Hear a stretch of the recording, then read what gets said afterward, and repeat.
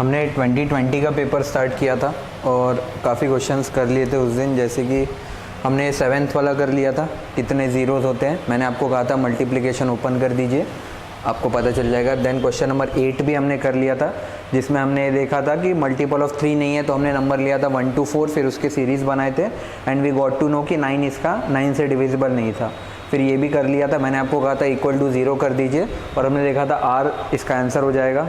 फिर ये भी कर लिया था, डिविजिबिलिटी टेस्ट ऑफ 3 था ये।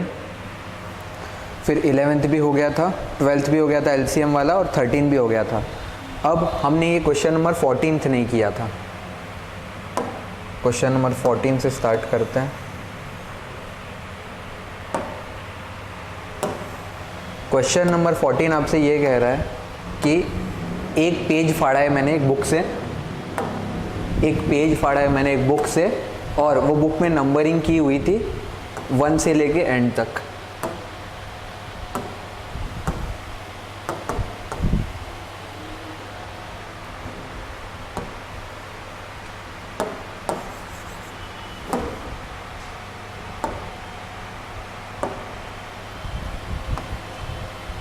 फर्स्ट पेज से स्टार्ट नंबरिंग की गई थी 1 से। आपको ये बताना है सम जो बचा हुआ है नंबर्स का, वो भी दे दिया है कि मान लो एक बुक है, बुक में से आपने एक पेज फाड़ लिया, आगे और पीछे के नंबर गायब हो गए। अब जो बची हुई बुक है उसमें जितने भी पेजेस बचे हुए हैं उनको अगर हम ऐड करेंगे तो उनका सम आ जाएगा 195। फॉर एग्जाम्पल 1 + 2 + 3 + 4 जितने नंबर बचे हैं उन सब का जो सम आएगा वो आता है 195। तो आपको ये बताना है जो आपने पेज फाड़ा था उस पर कौन कौन से नंबर थे। इसका फॉर्मूला होता है समेशन ऑफ n, मतलब जब आप फर्स्ट n डिजिट को ऐड करते हैं। एग्जाम्पल मान लीजिए अगर आपने 1 और 2 + 3 + 4, आपको पहले 4 डिजिट का सम पता करना है। 1 दिख रहा है क्या? लाइट आ रही है क्योंकि मुझे वो यहाँ करता हूँ। अगर मान लो आपको 1 + 2 + 3 + 4 ऐड करना है, ये हो जाएगा 4 + 3 7, 7 + 2 9, 9 + 1 10। या तो आप ऐसे कर लीजिए डायरेक्टली। फॉर्मूला क्या होता है, फर्स्ट n डिजिट्स का फॉर्मूला होता है n × n + 1/2, जहाँ पे n मेरा क्या है 4। डायरेक्टली आप इसमें 4 डाल देंगे तो हो जाएगा 4 × 4 + 1/2, क्योंकि n मेरा 4 था, n की जगह 4 डाल दिया तो ये हो जाएगा 4 × 5/2। इससे ये कट जाएगा, ये आ जाएगा आपके पास 10। डायरेक्टली आपने ऐड किया था तो भी 10 आ रहा था, डायरेक्ट फॉर्मूले में डाल दीजिए तो ऐसे भी आ जाता है। बेस्ट होता है आप ये फॉर्मूला याद कर लीजिए, n × n + 1/2। अगर मैं आपको ये भी पूछ दूं कि 1 से लेके 78 तक को हम अगर ऐड करेंगे तो कितना आएगा, डायरेक्टली फॉर्मूले में डाल दीजिए 78 × 78 + 1/2। इससे कट जाएगा, ये हो जाएगा 39, ये हो जाएगा 39 × 79। जो भी आएगा वो फाइनल आंसर हो जाएगा। गिनने से बेटर होता है ये मेथड, ठीक है। तो ये क्वेश्चन इसी पे बेस्ड है, इसलिए मैंने पहले आपको ये फॉर्मूला बताया। अब आते हैं इस क्वेश्चन पे। आपको क्वेश्चन ये कह रहा था जो बचे हुए पेजेस है अगर मैं उन सबको ऐड करूं तो मेरे पास कितना आ जाएगा 195, यही दिया हुआ है क्वेश्चन में। तो मेरे पास मुझे ये पता है, मेरे पास ये पता है n × n + 1/2 कितना दे रखा है 195 जो बचा हुआ है, ठीक है। अभी मानता हूं मैं 19 पेज बचे हुए थे, मैं ऐसा मानता हूं 19 अगर मैं डालूंगा तो ये हो जाएगा 19 × 19 + 1 यानी 20/2। अगर मैं काटूंगा तो ये कितना आ जाएगा 190। तो 190 तो 195 से कम आ रहा है तो मैं 90 नहीं लूंगा। अब मैं मानता हूं 19 नहीं 20 पेजेस है। द मोमेंट मैं 20 ले लूंगा ये हो जाएगा 20 × 20 + 1 यानी 21/2। ये कट जाएगा 10, ये हो जाएगा 210। अब 210 195 से बड़ा है तो मैं ऐसा मानता हूं टोटल पेजेस थे 20 में से एक पेज फाड़ा गया तो कितने बचे 195। अब 210 में से 195 कितना कम है 15 कौन से पेज से आएगा 7 + 8 से। आंसर आ गया मेरा बी, क्योंकि 5 + 6 करूंगा तो 11 आएगा, 9 + 10 करूंगा तो 19 आएगा और ये आएगा 23। मैंने क्या किया, मैंने सम ऑफ n नंबर्स लगाया और मुझे ये पता चल गया टोटल पेजेस थे 20। जब टोटल 20 पेजेस थे, 20 पेजेस का सम आएगा 210, बट अभी बचा हुआ कितना है 195। तो मैंने कोई एक ऐसा पेज फाड़ा है जिसका डिफरेंस होना चाहिए 15 और वो पेज था 7 और 8, ठीक है।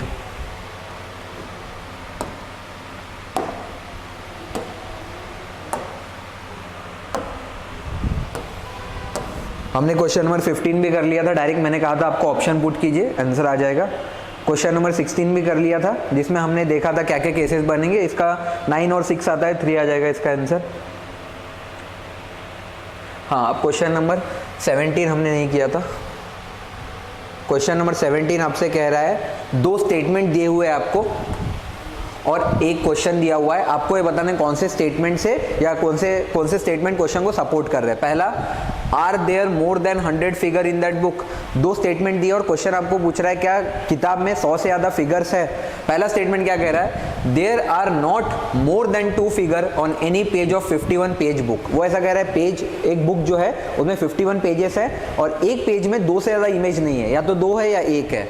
अगर मान लो सभी में 2 डाल दूंगा मैं, सभी में, तभी जाके 2 × 51 कितना होगा, 102।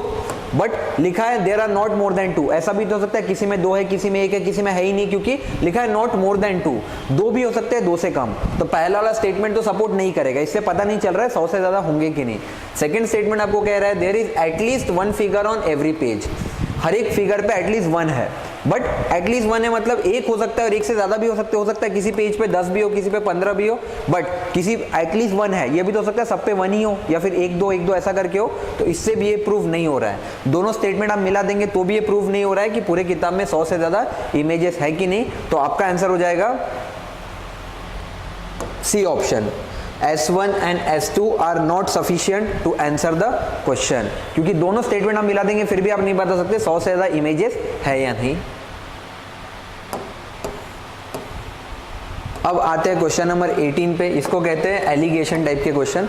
इसको भी मैं बताता हूँ कैसे सॉल्व करना है। आपको दे रखा है कि इंग्लिश सब्जेक्ट में गर्ल्स के एवरेज मार्क्स कितने हैं, 9, बॉयज़ के 8 है और ओवरऑल एवरेज कितना है, 8.8 दोनों का मिला के। गर्ल्स का मेरा 9 था, बॉयज़ का मेरा 8 था, ओवरऑल कितना है 8.8। अब 9 8.8 से कितना ज़्यादा है, 0.2, तो मैं इधर लिख दूंगा 0.2, और 8 8.8 से कितना कम है, 0.8, तो मैं यहाँ लिख दूंगा 0.8। अब 0.8 इस टू 0.2 हो जाएगा 4:1 का रेशियो। 2.2 से अगर मैं डिवाइड करूंगा, 2 से डिवाइड करूंगा तो 4 2 8 होता है, 2 1 होता है, 4:1 का रेशियो हो गया। मतलब गर्ल्स का जो रेशियो है, गर्ल्स के सामने कितना है मेरा 4, बॉयज के सामने रेशियो कितना है 1। मतलब गर्ल्स के जो एवरेज मार्क्स इन हिंदी है इंटू 4 कर दूंगा, 4 गर्ल्स है और बॉयज 1 है।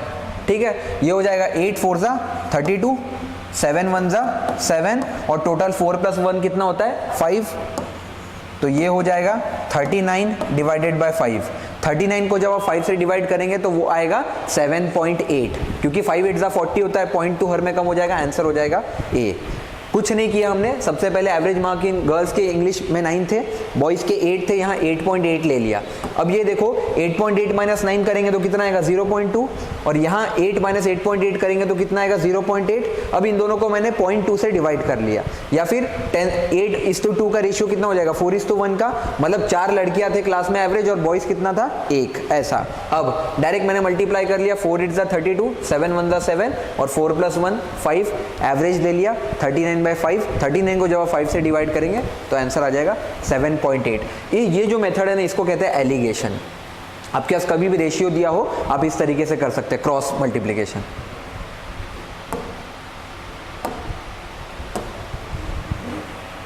यार ये लाइट को बंद करना है।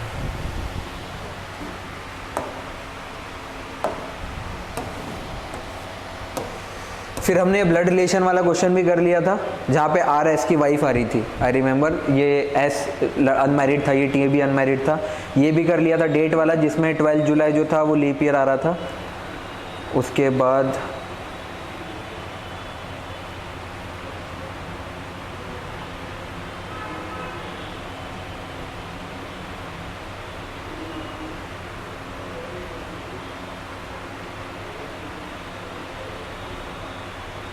फिर ये भी कर लिया था, R is greater than P as well as Q। ये वाला क्वेश्चन भी हो गया था हमारा। ये भी हो गया था, 2 प्राइम नंबर आ रहे थे 13 और 17, दोनों डिवाइड करने पे 1 रिमाइंडर छोड़ रहे थे। मैंने कहा था हमको एक यूनिक चाहिए था, यूनिक। इसमें 2 आया था, पहले प्राइम नंबर निकाले थे 11 13 15 17, और डिवाइड करने पे 2 ही नंबर आ रहे थे 13 और 17, जो 1 रिमाइंडर छोड़ रहे थे, बट एक ही चाहिए था, इसलिए ये क्वेश्चन भी दोनों यूज करने पे भी आंसर नहीं कर सकते हम। फिर ये वाला जो क्वेश्चन है ये भी किया हुआ था, प्रोडक्ट 21 था, मतलब इसका ऐसा कहना था आपके पास दो नंबर दिए हुए हैं, आपको ये बताना है दो नंबर्स कौन से हैं, तो प्रोडक्ट इज 21, मतलब दो नंबर को मल्टीप्लाई करने पे 21 आना चाहिए। कैसे कैसे आ सकता है, तो 1 और 21 को मल्टीप्लाई करोगे तब 2 को किसी से मल्टीप्लाई करोगे तो 21 नहीं आएगा। नेक्स्ट 3 को जब आप 7 से मल्टीप्लाई करोगे तो 21 आएगा। फिर 4 से भी मल्टीप्लाई नहीं होता है, 5 भी 6 भी नहीं, 7 और 3 वापस आ जाएगा। तो पहले केस में यही दो नंबर आएंगे, 1 इंटू 21 और 3 इंटू 7। नेक्स्ट आपको कह रहा है उनका सम कितना है, 10। दो नंबर का सम 10 कब हो सकता है, जब 1 प्लस 9 लिखोगे, या फिर 2 प्लस 8 लिखोगे, या फिर 3 प्लस 7, या फिर 4 प्लस 6, या फिर 5 प्लस 5, यही केस होगा। बट इन दोनों में कॉमन देखो कौन सा है, 3 इंटू 7 और 3 प्लस 7 आ गया। एक कॉमन है, मतलब हमको मिल गए दो नंबर, कौन कौन से, एक हो जाएगा 3 और एक हो जाएगा 7। 3 इंटू 7 का मल्टीप्लीकेशन भी 21 होता है और 3 प्लस 7 भी 10 होता है। बोल दूंगा S1 and S2 together are sufficient to answer the question, but neither S1 alone, अकेला S1 और अकेला S2 से आप नहीं बता सकते, बट जब दोनों को यूज करेंगे तो आप आंसर बता सकते हैं। इसका आंसर हो जाएगा C।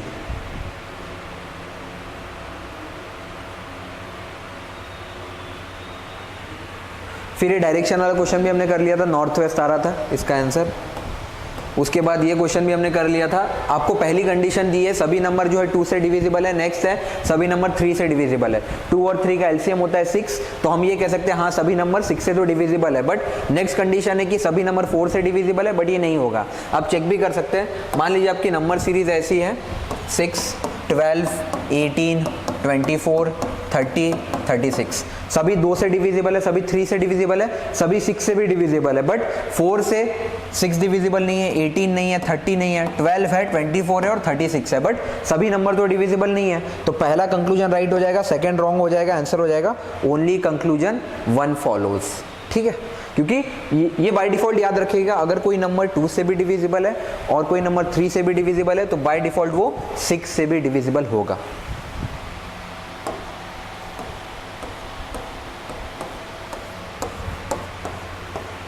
फिर ये भी कर लिया था, all cats are dog, all cats are black किए। फिर ये क्वेश्चन भी इजी है, कह रहा है how many odd numbers are followed by odd number in the above sequence. पहली लाइन में ही जितने हैं सेकंड में नहीं मिलेगा। ये क्वेश्चन भी किया था हमने क्लास में।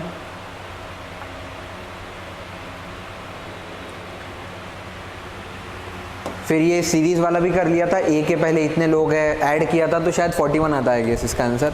फिर ये भी कर लिया था हमने, तीनों को मिला देंगे तभी हमें पता चलता है कि कौन ओल्डेस्ट है कौन नहीं। नेक्स्ट ये भी कर लिया था, how many integer are there, ये भी कर लिया था, वो भी कर लिया था, एज ऑफ टीचर भी कर लिया, ये परसेंटेज वाला भी कर लिया था। मैंने आपको कहा था डायरेक्टली ऑप्शन लेके माइनस कर देने।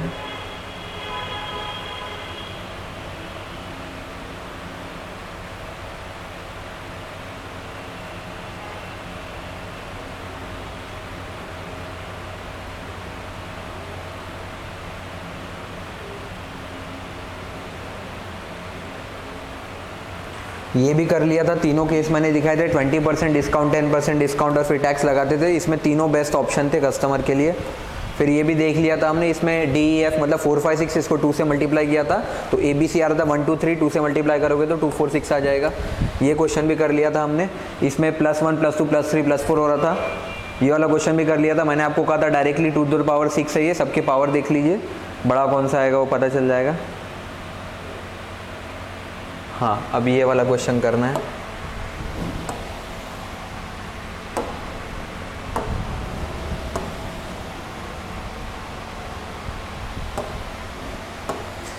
ये आपको कह रहा है x की लेंथ बतानी है सच दैट 3 1 इंटू 2 और 8 3 इंटू 4 जो है वो x के इंटीग्रल मल्टीपल हो।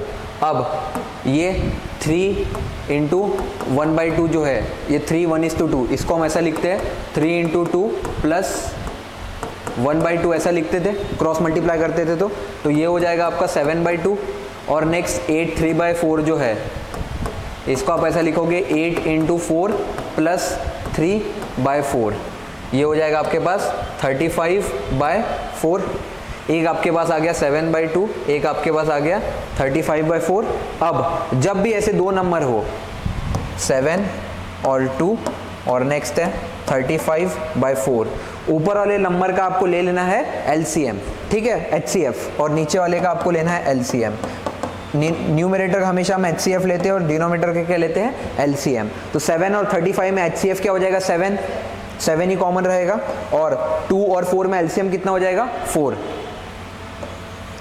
तो आंसर हो जाएगा आपके पास 7/4। बाय डिफॉल्ट याद रखना, अगर दो ऐसे नंबर हो 7 मतलब अलग अलग बेसिस के, और इनको अगर हमको कॉमन कंपैरिजन करना है तो ऊपर वाले न्यूमरेटर में हमें अब ढूंढना भी है। अगर 7 में अगर कॉमन फैक्टर ढूंढोगे तो 7 1 से डिविजिबल है और 7 से डिविजिबल है।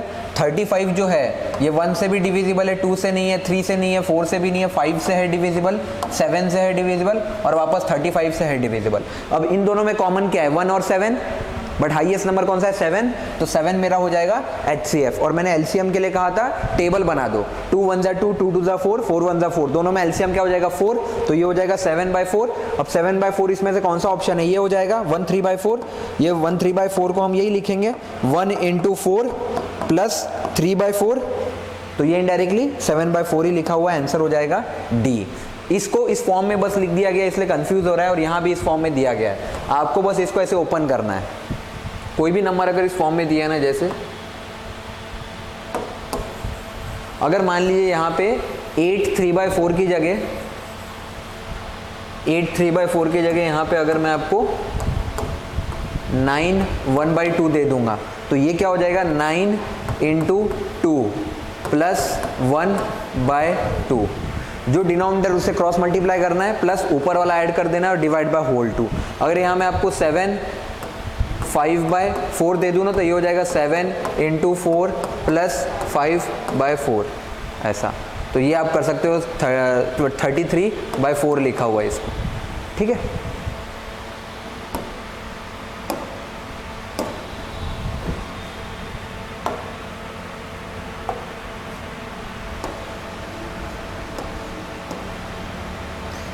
अब ये क्वेश्चन कह रहा है कंसीडर द फॉलोइंग डेटा, और क्वेश्चन पूछ रहा है कौन से साल for which period was the natural growth rate maximum. Natural growth rate का मैक्सिमम का मतलब क्या है, जब बर्थ रेट जो है वो मेरा डेथ रेट से ज़्यादा हो, ठीक है। अब चेक कीजिए, पहले वाले में 48 और 35 में डिफरेंस कुछ 13 का लग रहा है यहाँ पे, सेकेंड वाले में 10 का लग रहा है, फिर यहाँ पे अगेन 14 का लग रहा है, यहाँ पे 8 का लग रहा है, यहाँ पे कुछ 19 का डिफरेंस लग रहा है, और ये हो जाएगा ज़्यादा डिफरेंस, ये बड़ा है, और माइनस करते रहिए। जैसे यहाँ पे आप देखेंगे ये कितना हो जाएगा, 37 - 14, सबसे ज़्यादा डिफरेंस तो यही लग रहा है।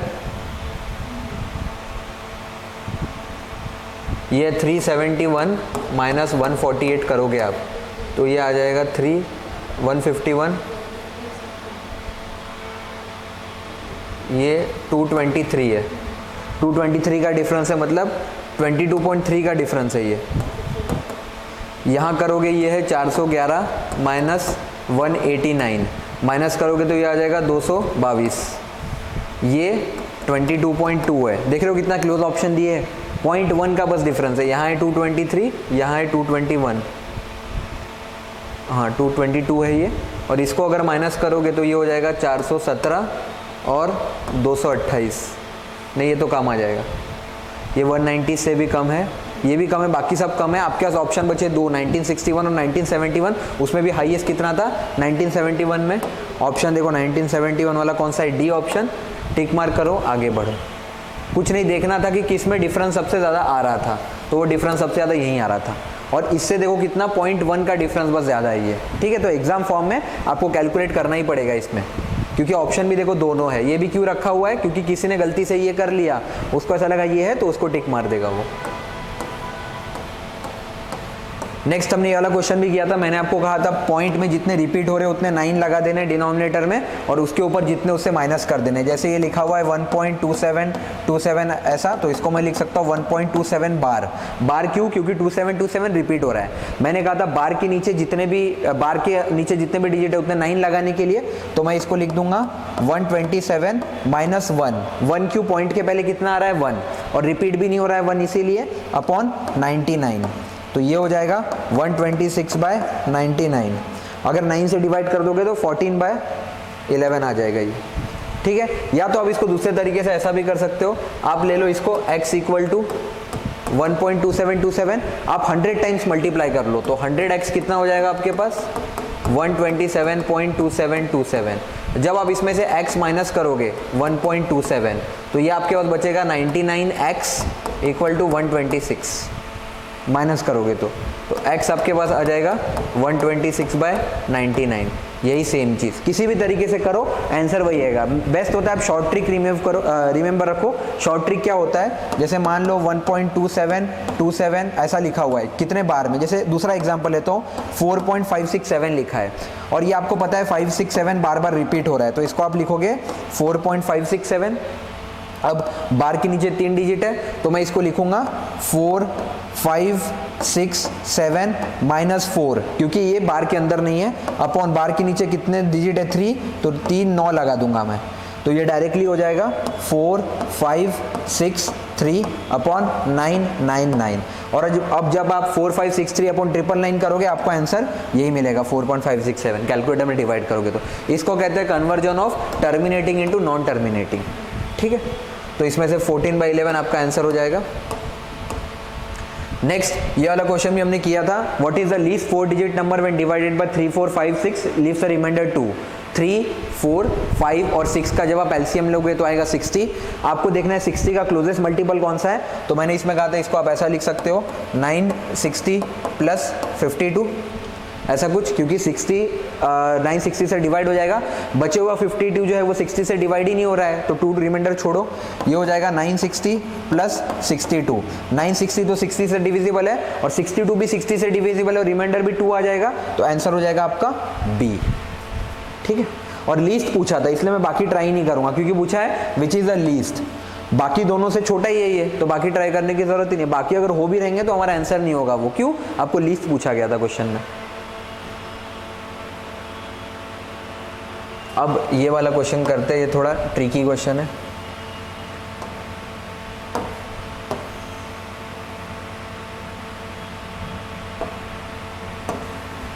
आपको कह रहा है किसी सिटी में अडल्ट पॉपुलेशन दे रखी है जिसमें से 40% मैन और 30% वुमेन मैरिड है।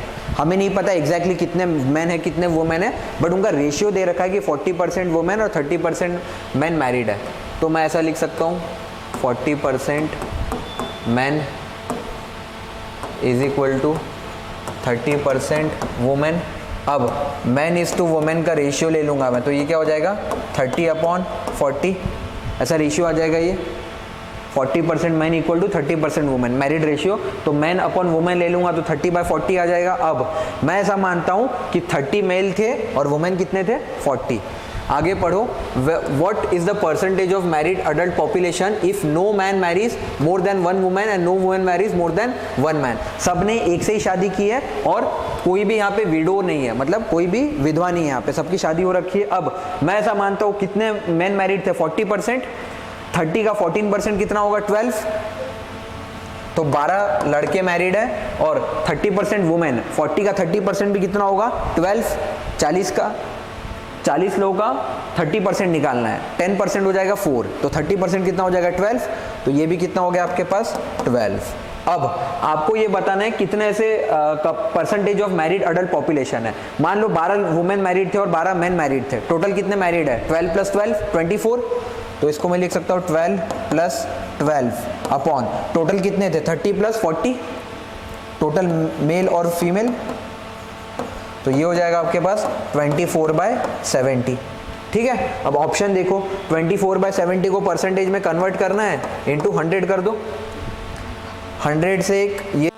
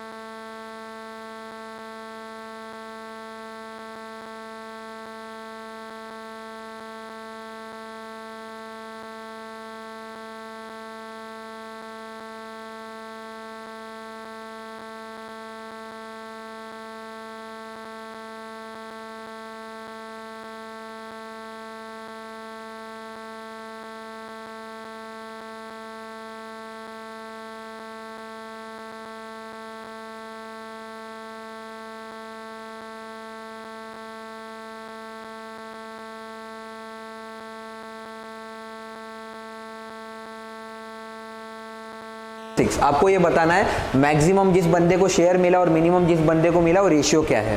पहले 2, 4 और 6, इसका एलसीएम कितना होता है 12। तो 12 के रेशियो में मैं काट लूंगा, तो 1/2 इंटू 12, 3/4 इंटू 12 और 5/6 इंटू 12, तीन अलग अलग रेशियो है। इंटू एलसीएम कर दूंगा, एलसीएम 12 था।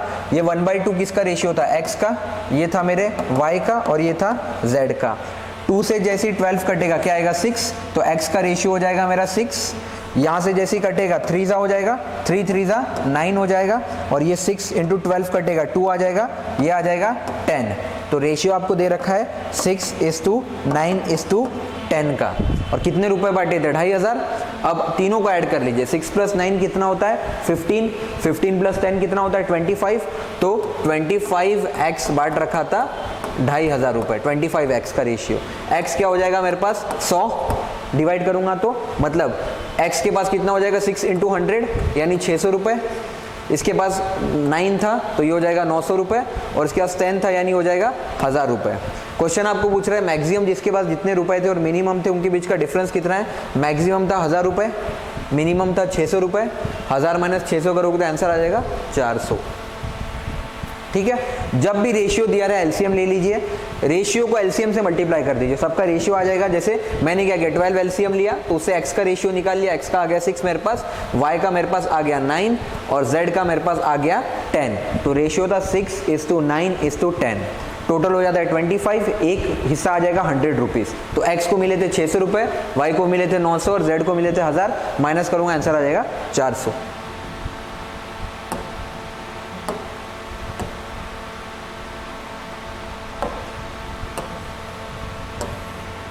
ये भी हमने कर रखा था, मैंने आपको कहा था n की जगह कोई भी वैल्यू ले लो। इसका आंसर आया था for any whole number n, क्योंकि एनीथिंग रेज टू द 0 1 ही दे जाता है। ये भी मैंने कहा था कुछ ग्रुप है, यहाँ से कुछ बच्चे यहाँ डाले, यहाँ से, बट क्लास का एवरेज क्या रहेगा सेम, यही वो क्वेश्चन है हमने किया था। अब ये वाला जो क्वेश्चन है ये अगेन परम्यूटेशन एंड कॉम्प्यूटेशन का क्वेश्चन है।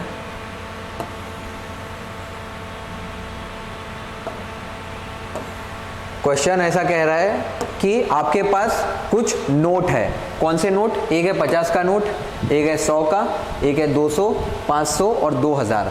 आपको इन सब नोट्स के कॉम्बिनेशन को मिला के कुछ पैसे बनाने हैं।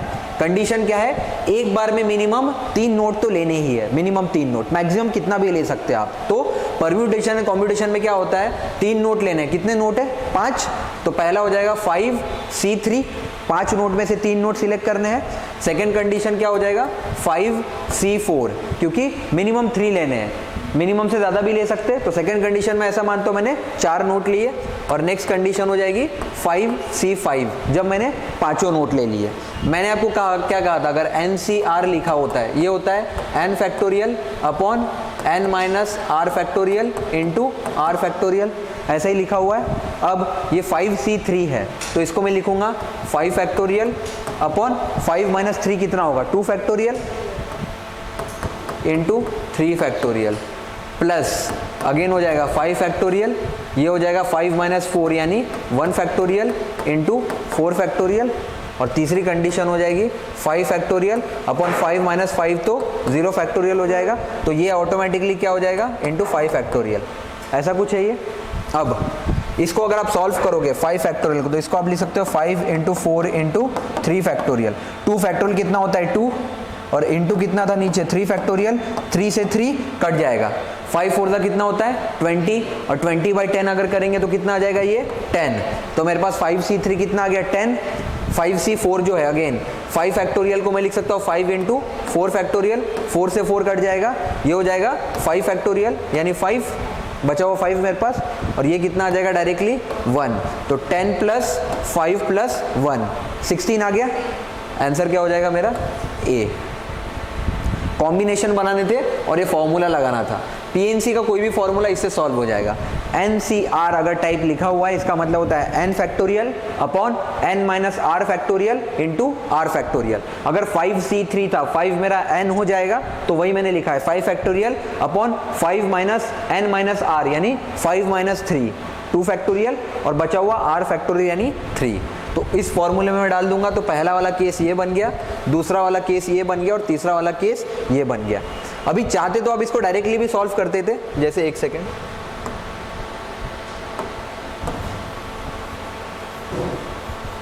जैसे मान लीजिए अगर क्वेश्चन में ऐसा लिखा हुआ है ना, इसको आप ऐसे भी लिख सकते हो 5 फैक्टोरियल को 5 इंटू 4 इंटू 3 इंटू 2 इंटू 1 तक, बट इसमें बहुत टाइम वेस्ट जाएगा, इसलिए मैंने इसको सिर्फ क्या लिखा 5 इंटू 4 इंटू 3 फैक्टोरियल, क्योंकि नीचे भी 3 फैक्टोरियल था, 3 से 3 कट जाएगा। तो कैलकुलेशन ईजी करने के लिए आप पूरा मत ओपन कीजिए, अगर नीचे कोई फैक्टोरियल है वो डायरेक्ट कट हो जाता है। जैसे अगर मैं ये तो छोटा हुआ था तो आपको ऐसा लग रहा था इसमें इतनी बड़ी क्या डील है।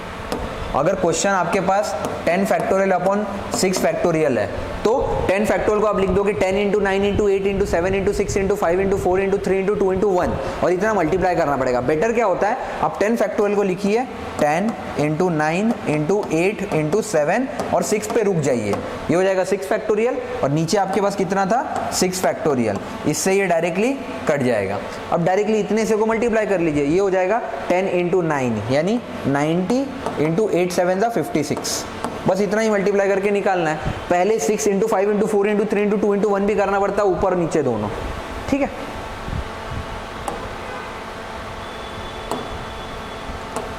तो इसमें आंसर क्या हो जाएगा 16, 5C3 plus 5C4 plus 5C5, formula डालोगे तो आ जाएगा 10 plus 5 plus 1 that is 16 combination बन सकते हैं टोटल।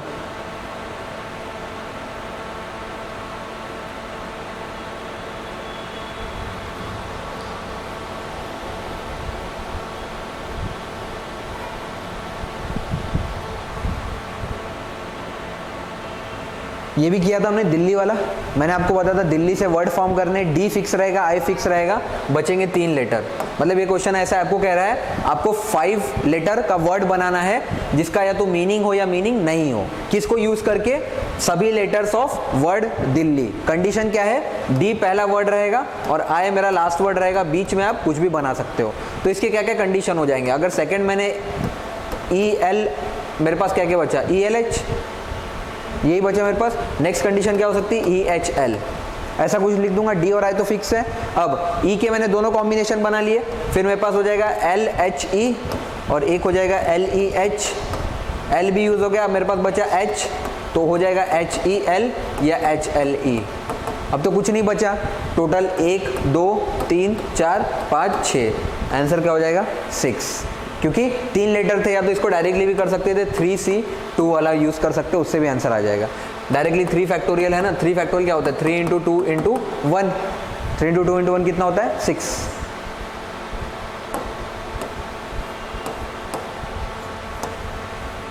अब ये वाला क्वेश्चन हमने किया नहीं था, थोड़ा ट्रिकी है ये।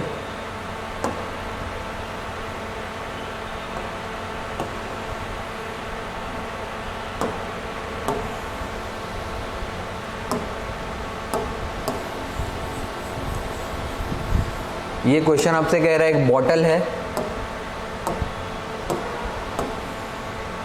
क्वेश्चन कह रहा है एक बॉटल है और बॉटल में कितना लिक्विड है 20 लीटर, 20 लीटर लिक्विड डाला हुआ है बॉटल में। अब इस बॉटल से हमने क्या किया, 4 लीटर लिक्विड निकाल लिया और उसको कहाँ डाला हमने, लिक्विड बी का 4 लीटर लिया और उसमें डाल दिया।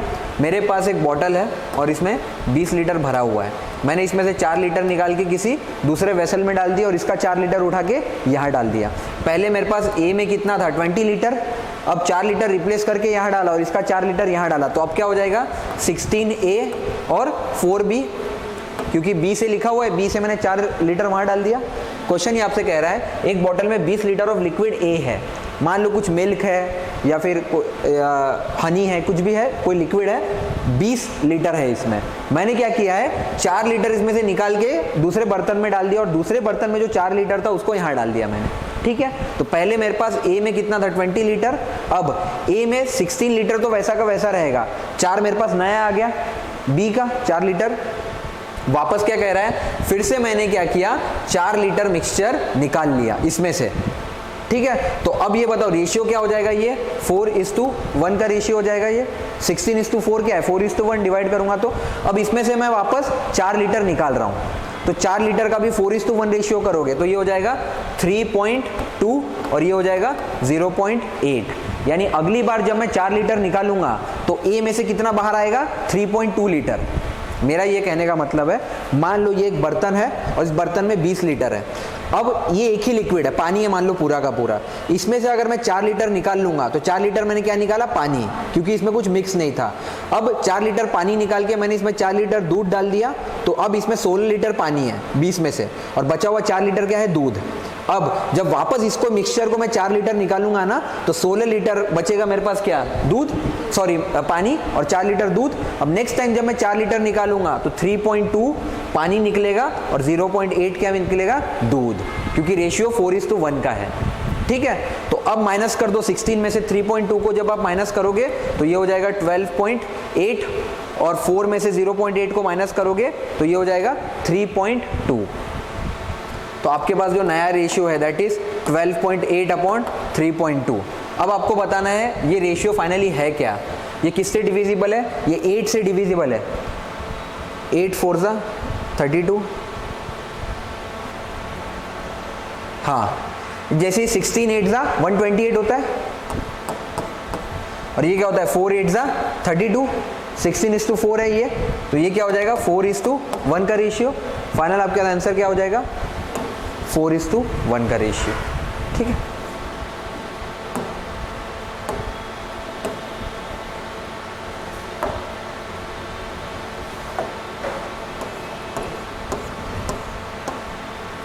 अब ये क्वेश्चन आपसे कह रहा है कि 25% मैंने प्राइस इंक्रीज कर दी चावल की पर केजी। अब जिस वजह से क्या हुआ, पहले आप जितना खरीद पा रहे थे उसका आप 6 किलो आप कम खरीद पा रहे हो। मान लो पहले एक्स प्राइस थी, उसको मैंने बढ़ा दिया 1.25 टाइम्स कर दिया। अब पहले जितना आप खरीद पा रहे थे उसका 6 किलो कम खरीद पा रहे हो, कितने में, 1200 में। तो ओरिजिनल प्राइस बताइए। ऐसे क्वेश्चन में, परसेंटेज वाले क्वेश्चन में बेस्ट क्या होता है, आप ऑप्शन पिक कर लीजिए। मान लो पहले मैं समझता हूँ कि पहले कितना था, 30 रुपए किलो, तो 30 रुपए अगर किलो है, 1200 रुपए मेरे पास है, तो मैं कितना खरीद सकता हूँ, 40 किलो। मैं 40 केजी खरीद पा रहा हूं। ठीक है, अब 30 रुपीज किलो था ओरिजिनल, इसका मैंने कितना बढ़ाया, 25%। 30 का 25% कितना होगा, 7.5 रुपए।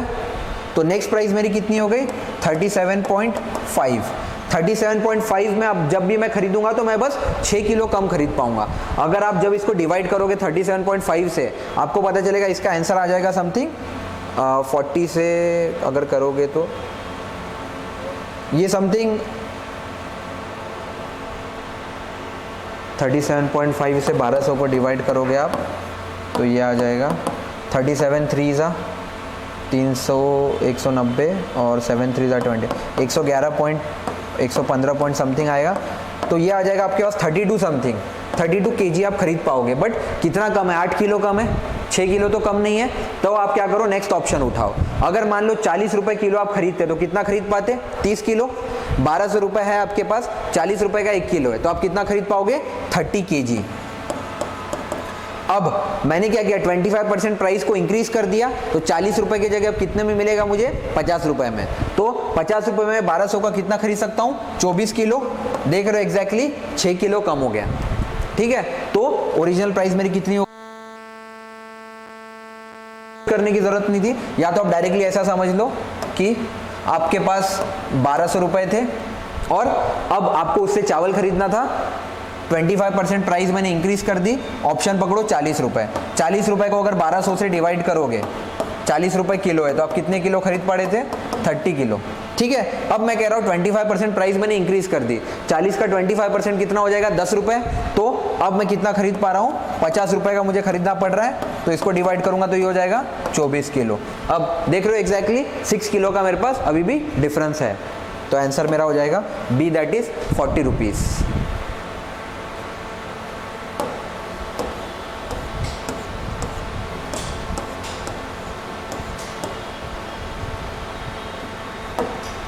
ये वाला जो क्वेश्चन है अगेन ये एलसीएम वाला क्वेश्चन है। ये कह रहा है एक आदमी जो है वो 20% काम को 8 दिन में पूरा करता है। अगर 8 दिन में 20% कर रहा है तो 100% कितने दिन में करेगा, 40 दिन में। 8 5 ज़ा 40। तो ए जो है वो मेरा 40 दिन में काम कर रहा है। बी की कंडीशन लिखी हुई है, पर्सन वाई जो है वो 25% काम कर रहा है 6 दिन में। अगर 6 दिन में 25% कर रहा है तो 100% कब करेगा? 6 × 4 यानी 24 दिन में मेरा काम कंप्लीट करेगा बी। 40 और 24 का एलसीएम लोगे तो कितना आएगा? 120 आएगा। 40 के टेबल में भी आता है, चेक कर लो। 24 × 1 = 24, 48, 72, 96, 120 और 40 के टेबल में 40, 80, 120। देख लो 120 आ गया। मतलब 40 और 24 का एलसीएम कितना हो जाएगा? 120। अब मान लो इसको 40 दिन लगते हैं 120 चेयर बनाने में, तो एक दिन में कितना चेयर बना रहा है? 3 चेयर। डिवाइड कर दूंगा मैं। और बी को 24 दिन लग रहे हैं 120 चेयर बनाने, तो एक दिन में कितना बनाएगा? 5 चेयर। डिवाइड कर दूंगा तो एक दिन में मेरा ए 3 चेयर बना रहा है और बी मेरा कितना बना रहा है? 5 चेयर। अब क्वेश्चन आपसे कह रहा है अगर दोनों एक साथ काम करेंगे तो 40% काम कितने दिन में कंप्लीट होगा? ठीक है, 120 का 40% कितना हो जाएगा? 48। अगर कह रहे दोनों एक साथ काम करेंगे तो 40% काम कब कंप्लीट होगा? 120 का 40% कितना आ रहा है? 48। ए एक दिन में 3 चेयर बना रहा है और बी एक दिन में 5 चेयर। दोनों मिलके काम करेंगे तो एक दिन में कितने बनेंगे? 8 चेयर। 3 + 5 तो कितने दिन में काम होगा? 8 × 6 = 48। आंसर हो जाएगा आपका ए, दैट इज 6। एलसीएम लेना था आपको, 20% पहले वर्क निकालना था, कितने दिन में होगा? 25%। 40 और 24 आ गया, इनका एलसीएम लीजिए 120। अब जब दोनों साथ काम करेंगे कितना? 40%। 40% 120 का हो जाएगा 48। 48 और दोनों काम करेंगे तो एक दिन में कितने चेयर बनेंगे? 8। 8 × 6 = 48। Your answer will be A, that is 6। LCM से बहुत क्वेश्चन आते हैं।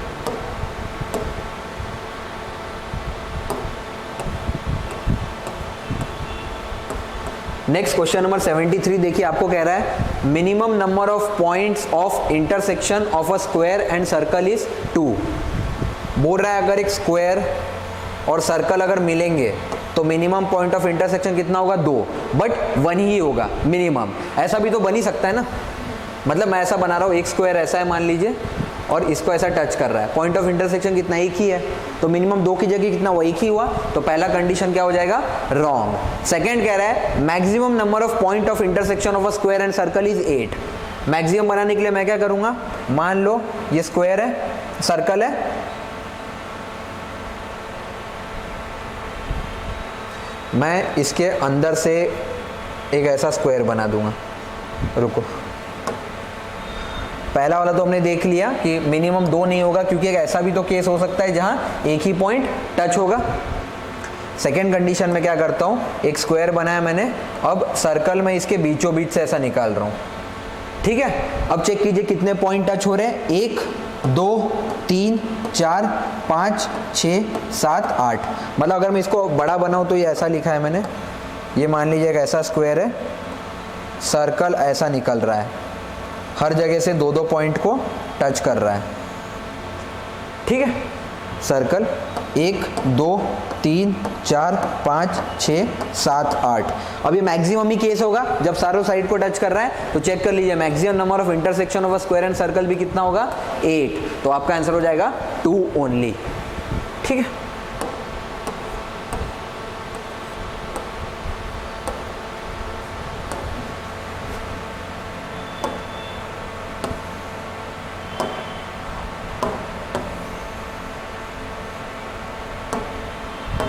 ये क्वेश्चन कह रहा है कौन सा ऐसा नंबर है जिसमें अगर मैं 5 ऐड करूंगा ऊपर और नीचे तो मिनिमम चेंज होगा। पहला कंडीशन आपको नंबर क्या दे रखा है? 2/3। इसमें अगर 5 और ऊपर और नीचे ऐड करूंगा तो नया नंबर क्या हो जाएगा मेरे पास? 7/8। 2 + 5 और 3 + 5। नेक्स्ट कंडीशन क्या दे रखी है? 3/4। इसमें अगर मैं ऊपर नीचे 5 ऐड करूंगा तो क्या हो जाएगा? 8/9। नेक्स्ट कंडीशन दे रखी है 4/5, 9/10 और नेक्स्ट है 5/6, ये हो जाएगा 10/11। अब ये चेक कीजिए 2/3 मेरा कितना होता है? 66%। 7/8 कितना हो जाएगा? 0.9 समथिंग होगा। ठीक है, डिवाइड करोगे तो आप। वैसे ही 3/4 कितना होता है? 75%। 8/9 भी मेरे पास कितना होगा? 9 पॉइंट समथिंग निकाल लोगे तो आप, मतलब 0.9 समथिंग। 4/5 आपके पास कितना होता है? 0.8 ही होता है। और 9/10 कितना होता है? एग्जैक्ट 0.90। और 5/6 मेरे पास कितना होता है, अगेन ये भी 9.0.9 समथिंग है, और 10/11 भी 0.9 समथिंग है। अब ये आपको कह रहा है कौन से नंबर में मिनिमम चेंज हुआ। देख रहे हो यहाँ चेंज कितना बड़ा हुआ, 66% से 90% चला गया, यहाँ पे 75% से भी 90% चला गया, यहाँ पे 80 से 90 गया, और यहाँ पे 90 से ही 90 तक गया था। तो मिनिमम चेंज किस में होगा, 5/6 में। आपका आंसर हो जाएगा डी। आप ये चीज़ ट्राई करके देख लो, जितना छोटा नंबर होता है उसमें जितना हम ऐड करेंगे बड़ा चेंज होगा। जैसे अगर मान लो यहाँ पे मैं आपको करके दिखाता हूँ, एक नंबर है मेरे पास 1/2 और एक नंबर है मेरे पास 3/4। 1/2 कितना होता है, 50%। अब अगर मैं आपको ये बोलूं कि इन दोनों में मैं 8 ऐड कर रहा हूं, 8, तो एक काम करते हैं ना,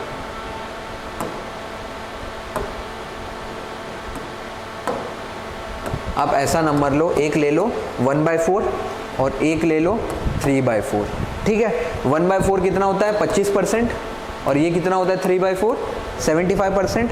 अगर मान लो मैं दोनों में 6 ऐड करूं ऊपर नीचे, तो ये क्या हो जाएगा 7/10। 6 अगर मैं ऊपर भी ऐड करूं, 6 नीचे भी ऐड करूं, इसमें भी अगर मैं 6 ऊपर नीचे ऐड करूं तो ये हो जाएगा 9/10। अब चेक कीजिए, 7/10 कितना होता है 70%, और 9/10 कितना होता है 90%।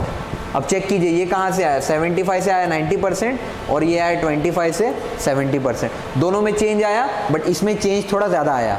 ये 75 से 90 आया, ये 25 से 90 आया।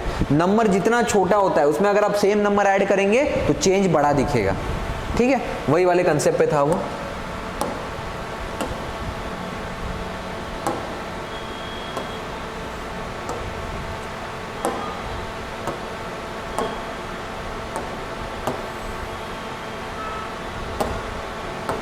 नेक्स्ट क्वेश्चन आपको ऐसा कह रहा है, कितने ऐसे नेचुरल नंबर्स के पेयर है जिनका डिफरेंस स्क्वायर का कितना आ रहा है 63। मैं ऐसा मानता हूं, ये क्वेश्चन ऐसा दे रखा है a² - b² = 63। यही दे रखा है क्वेश्चन में कि how many pair of natural number are there such that the difference of their square is 63। मतलब इन दोनों के स्क्वायर का डिफरेंस कितना हो जाए 63। a² - b² को मैं क्या लिख सकता हूँ, a - b into a + b, और ये आपको क्या दे रखा है 63, ठीक है। अब 63 के फैक्टर निकाल लो। 63 के फैक्टर क्या क्या होगा, एक तो हो जाएगा 1 × 63, ऐसा लिख सकता हूँ मैं। नेक्स्ट हो जाएगा 3 × 21, 2 से तो डिवाइड नहीं होगा 63, 4 से भी नहीं होगा, 5 से भी नहीं होगा, 6 से भी नहीं होगा। नेक्स्ट हो जाएगा 7 और 9, उसके बाद 8 से भी नहीं होगा, 9 7 वापस रिपीट हो जाएगा। तो मेरे पास ये 3 पेयर आ गए। इसका मतलब पहले केस में क्या है, a - b मेरा कितना है 1, a + b कितना है 63। सॉल्व कर लो, a - b = 1 और a + b मेरे पास कितना है 63। जब आप इसको सॉल्व करेंगे, ऐड करेंगे, ये हो जाएगा 2a = 64। तो a मेरे पास कितना आ जाएगा 32, a मेरे पास 32 आ गया, तो b मेरे पास कितना आ जाएगा 31। तभी माइनस करूंगा तो 1 आएगा। ये पहली कंडीशन है। तो मेरे पास कितना आ गया 32,31। नेक्स्ट आपके पास कंडीशन है 3 और 21। वापस a - b आपके पास कितना है 3, a + b आपके पास कितना है 21। वापस कंडीशन में डाल दीजिए, a - b = 3, a + b = 21। वापस दोनों को ऐड कीजिए, ये हो जाएगा 2a = 24, a आपके पास आ जाएगा 12। अगर a आपके पास 12 आ गया तो b कितना आ जाएगा 9। तो नेक्स्ट पेयर हो जाएगा 12,9, और तीसरी कंडीशन भी आप बना लेंगे 7,9 की। 7,9 की भी बनाएंगे तो 3 पेयर आ जाएंगे। आंसर आपके पास कितना हो जाएगा 1 2 3। 3 पेयर आपके पास ऐसे एग्जिस्ट करेंगे जिनके डिफरेंस का स्क्वायर आएगा 63। वैसे ये इतना करने की जरूरत भी नहीं थी, यहाँ भी आप देख लो 3 पेयर आ गए, आंसर डायरेक्टली 3 हो जाएगा, ठीक है। ये मैंने करके बताया कि चेक भी करोगे तो 3 पेयर आ जाएंगे। आपने बस ये कंडीशन इंश्योर करनी थी, a² - b² = 63। इसको जब आप सॉल्व करते हैं, हम स्कूल में पढ़ते हैं ना, a - b × a + b, अगर ये a² + b² होता तो ये क्या हो जाता है a + b × a + b, ठीक है।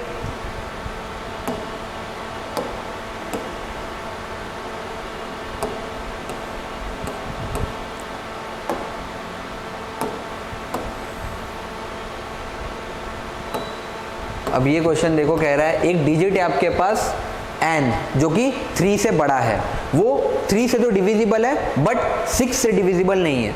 Which one of the following is divisible by 4। अब मैं कोई 3 से बड़ा ऐसा नंबर ले रहा हूं जो 3 से डिविजिबल और 6 से डिविजिबल नहीं है। 4 तो नहीं होगा, 4 तो 3 से भी डिविजिबल नहीं है और 5 भी नहीं है। 6 है बट 6 से डिविजिबल हो जाएगा, तो मेरे पास नंबर क्या बचेगा 9 भी तो ले सकते हो। 9 3 से डिविजिबल है बट 6 से डिविजिबल नहीं है, तो n की जगह मैं क्या पुट कर दूंगा 9। तो पहला मेरे पास क्या हो जाएगा 2 इंटू n, मतलब 2 इंटू 9 कितना हो जाएगा 18। 18 क्या 4 से डिविजिबल है? नहीं। नेक्स्ट मैं मानता हूँ यहाँ 9 डालूंगा तो 2 9 जा 18, 18 प्लस 4 कितना हो जाएगा 22। क्या 22 4 से डिविजिबल है? नहीं। नेक्स्ट यहाँ पे 3 इंटू 9 कितना हो जाएगा 27। क्या 27 4 से डिविजिबल? नहीं। बट यहाँ जब डालूंगा 3 9 जा 27, 27 प्लस 1 28, और 28 क्या है 4 से डिविजिबल है। आंसर क्या हो जाएगा डी। ठीक है, कोई भी ऐसा नंबर आप चेक कर सकते हो जो 3 से डिविजिबल है 6 से नहीं। 9 के बाद आप 15 भी डाल सकते थे, 15 से भी चेक करोगे तो आ जाएगा answer.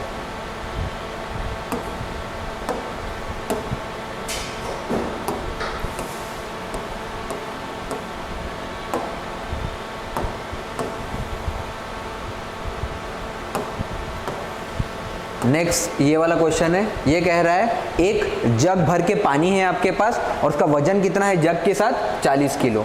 A vessel full of water veg 40 kilo. मतलब आपके पास जग है और जग प्लस वाटर कितना है आपके पास 40 किलो। नेक्स्ट कह रहा है अगर मैं उस जग को 1/3 खाली कर दूं तो वेट कितना हो जाएगा मेरे पास 20 किलो। मतलब जग प्लस वाटर बाय 3 आपके पास कितना आ जाता है 20 किलो। ऐसा दे रखा है आपको। अब आपको कह रहा है weight of the empty vessel, मतलब जग का वजन निकालना है आपको। क्वेश्चन ये कह रहा है आपसे, तो मैं क्या काम करता हूं, हाँ आप या तो ऑप्शन से सपोज कर लो। मान लो पहले आपको कह रहा है कि सिर्फ ये जग था और जग पूरा भरा हुआ था, तो जग के साथ पानी का वजन कितना था 40 किलो, ऐसा दे रखा है। अब जब मैं पानी को खाली कर देता हूँ 1/3 तो कितना आता है 20 किलो। 20 वजन के साथ आ रहा है 20 किलो। तो मान लो अगर मैं एम्प्टी वेसल का वेट 10 किलो रख देता हूं कि जग का वेसल 10 किलो हो जाएगा, 1/3 वाटर कितना हो जाएगा 10, बचा हुआ 2/3 कितना हो जाएगा 10, और तीनों क्या हो जाएगा 10, तो एग्जैक्टली 40 किलो आ रहा है। तो या तो मैं ऑप्शन से भी डायरेक्टली प्रेडिक्ट कर दूंगा 10 किलो, या फिर इक्वेशन सॉल्व कर लो। आप इक्वेशन कैसे सॉल्व कर सकते हो, आप यहाँ एक काम करो, जे को लिख दो 40 माइनस डब्ल्यू इस इक्वेशन से।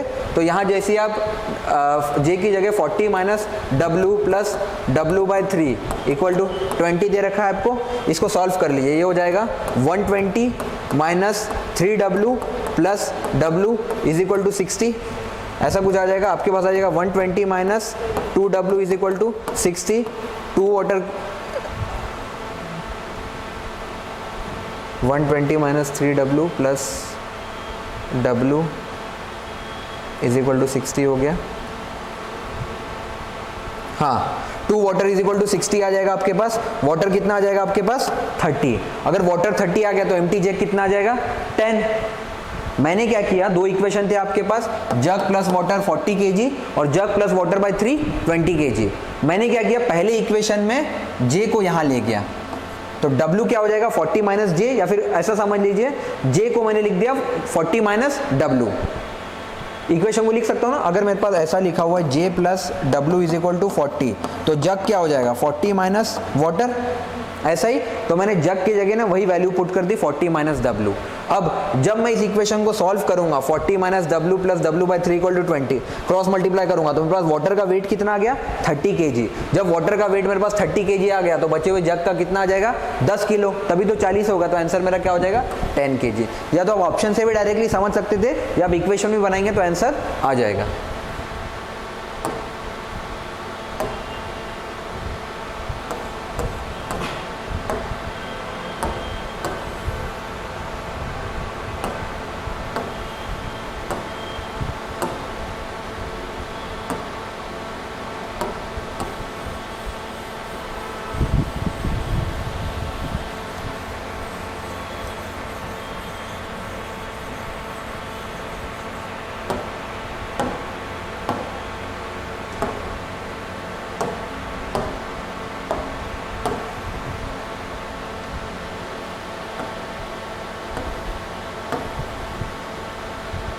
ये क्वेश्चन कह रहा है एक मेंढक है जो एक कुएं में फंसा हुआ है।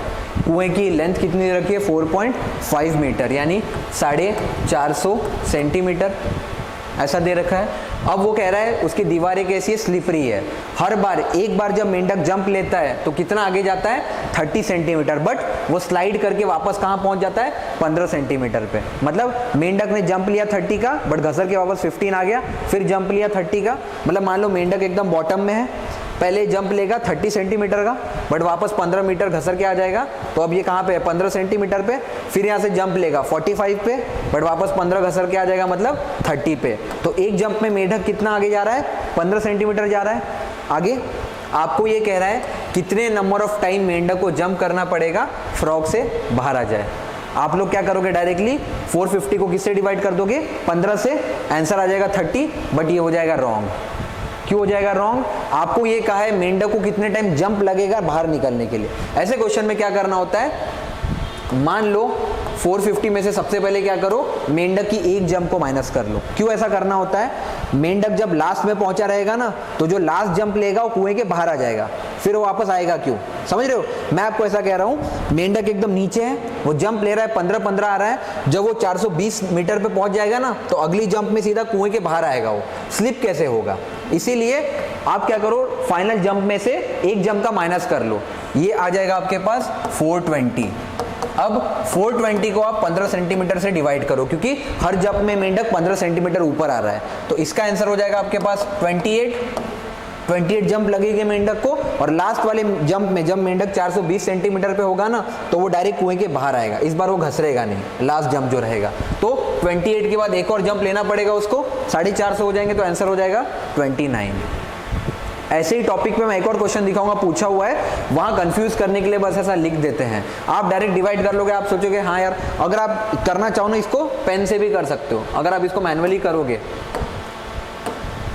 आप देख लेना 15 15 15 ऐसा ऐड करना, 420 आ जाएगा आपके पास। और लास्ट वाला जो होगा ना, आप जब 420 पे आ जाओगे तो आप फाइनल जंप लोगे, that will be 30 centimetre. Total 29 jump लगेंगे आपको वहां जाने में। ठीक है,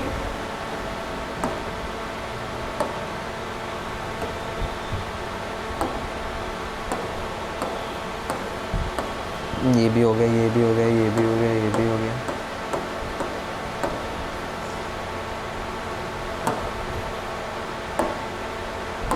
अभी ये वाला एक क्वेश्चन है, ये थोड़ा टफ है, स्टिल कर लेते हैं। ये आपको कह रहा है कार जो है वो X से Y तक जा रही है एवरेज स्पीड पे, कितना? V kilometre per hour. फिर वो कह रहा है वापस Y से X पे वो आई 2V पर पे, फिर वापस X से Y पे गई 3 टाइम्स पे, और वापस आई 4 टाइम्स पे। देन एवरेज स्पीड आपको निकालना है। पहली बार जब गाड़ी गई तो स्पीड V थी, सेकेंड टाइम आई तो 2V थी, थर्ड टाइम 3V थी, फोर्थ टाइम 4V थी। अब 1 2 3 4 का एलसीएम कितना हो जाएगा? 12। क्वेश्चन में दे भी रखा है क्या?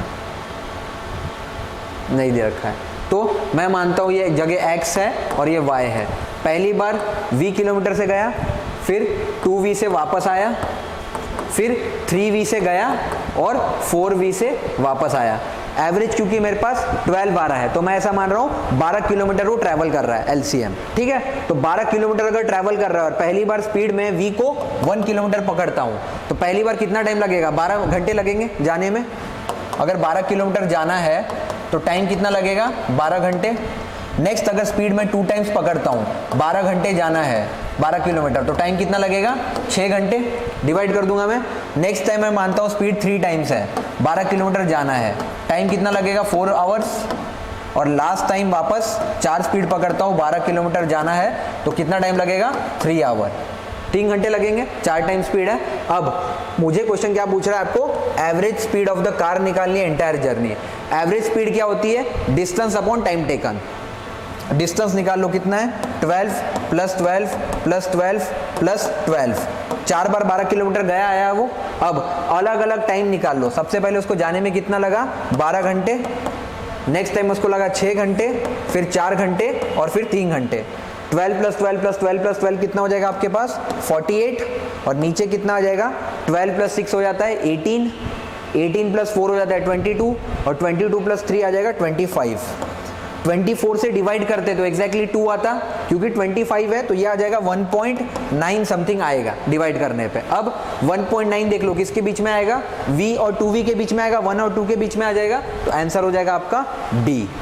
कुछ नहीं, एलसीएम लेना था, एलसीएम से टाइम निकालना था, किसको कितना टाइम लगेगा, और स्पीड का फॉर्मूला होता है distance upon time taken. Distance हर बार 12 किलोमीटर फिक्स कर दी मैंने, तो पूरे डिस्टेंस काउंट कर लिए, अपॉन टाइम टेकन काउंट कर लिया, आ जाएगा 48/25, ये आ जाएगा 1.92, मेरा आंसर हो जाएगा बी।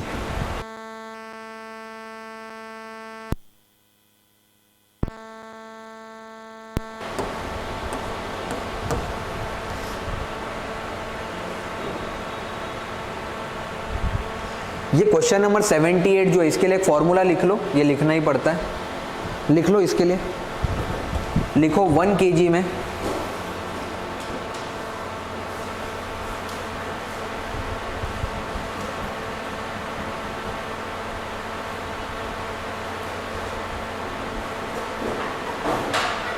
लिखो इन 1 litre,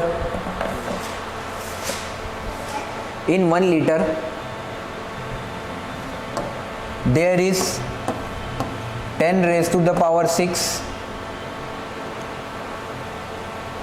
there is 10 raised to the power 6 cubic milliliter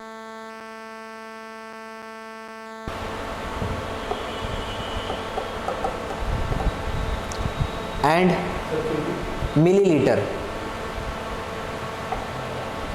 and the same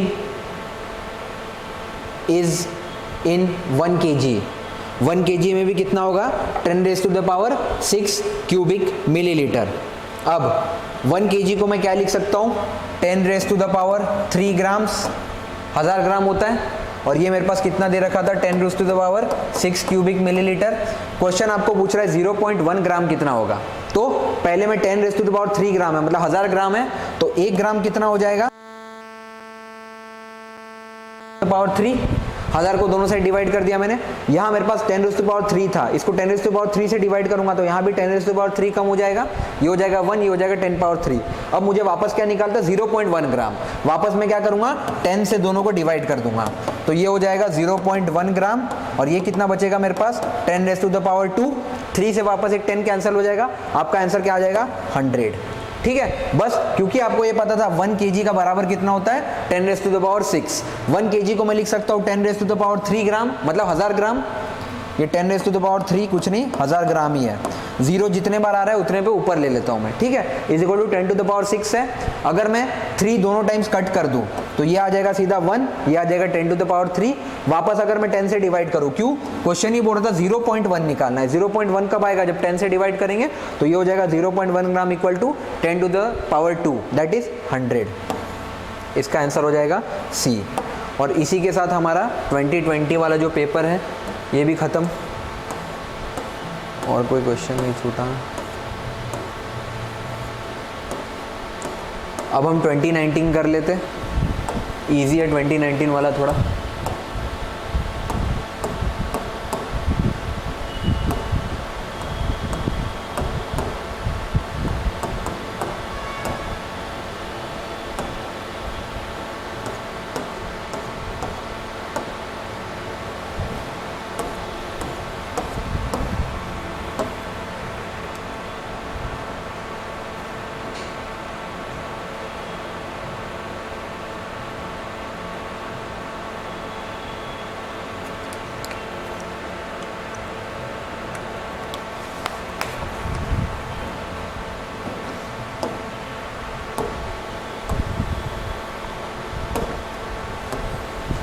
पहला वाला क्वेश्चन कह रहा है जब आप 1 से लेके 1000 तक लिखोगे तो 5 कितनी बार आएगा, ठीक है।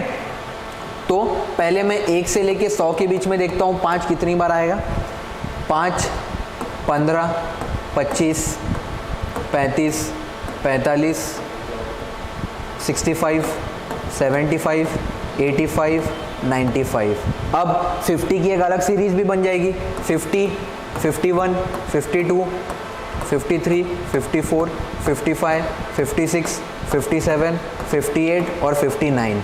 1 से लेके 100 के बीच में इतने ही नंबर है जिसमें 5 आएंगे, काउंट कर लो। 1 2 3 4 5 6 7 8 9 10 11 12 13 14 15 16, 2 है यहाँ पे, 17 18 19 20। 1 से लेके 100 के बीच में 5 कितनी बार आ रहा है? 20 बार।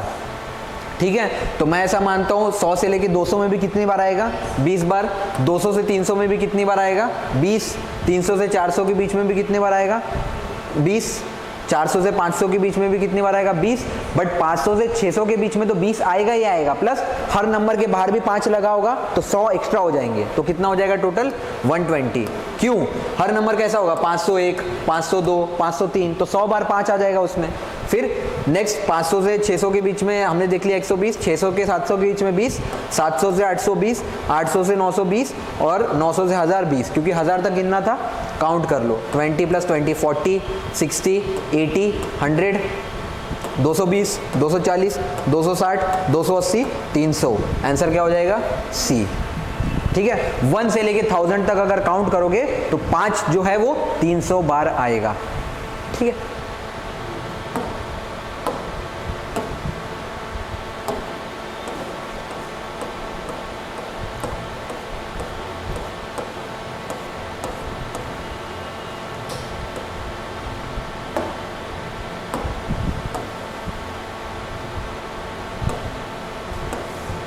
ये वाला क्वेश्चन कह रहा है स्कूल में ना हर बच्चे को एक आइडेंटिफिकेशन नंबर दे रखा है। किसके बीच में? 1 से लेके 100 के बीच में। मान लो आपको 27, 29, 31 ऐसा कोई नंबर दे रखा है सबको, आइडेंटिफिकेशन नंबर। अब वो कह रहा है अगर स्टूडेंट अगर फुटबॉल खेल रहा है तो उसका जो नंबर है वो किससे डिवाइड होगा? 4 से। बट अगर स्टूडेंट क्रिकेट खेल रहा है तो उसका नंबर किससे डिवाइड होगा? 6 से। आपको ये बताना है ऐसे कितने प्लेयर है जो फुटबॉल और क्रिकेट दोनों खेलते हैं, मतलब उनका नंबर 4 से भी डिवाइड होना चाहिए और 6 से भी डिवाइड होना चाहिए। 4 और 6 का एलसीएम कितना होता है? 12। 4 और 6 का एलसीएम 12 होगा, 4 के टेबल में भी आएगा और 6 के भी। तो 1 से 100 के बीच में ऐसे नंबर ढूंढने जो 12 के मल्टीपल हो। पहला हो जाएगा 12, नेक्स्ट क्या हो जाएगा? 24, फिर क्या हो जाएगा? 36, 48, 60, 72, 84 और 96। क्यों? 100 के नीचे ही रुकना था मुझे, तो 96 तक मैं रुक जाऊंगा। डायरेक्टली गिन लो, 1 2 3 4 5 6 7 8। आंसर क्या हो जाएगा? 8। 8 ऐसे स्टूडेंट्स हैं जो दोनों खेलते हैं। कौन कौन से? जर्सी नंबर 12, 24, 36, क्योंकि हमें पता था एक का जो जर्सी है वो किससे डिवाइड होता है? 4 से, एक का 6 से। तो दोनों का देखना था। बेटर है मैं क्या करूंगा? एलसीएम ले लूंगा। 4 और 6 का एलसीएम होता है 12। 12 के जितने मल्टीपल है वो लिख दूंगा, काउंट कर दूंगा, आंसर हो जाएगा 8 ओनली। ठीक है,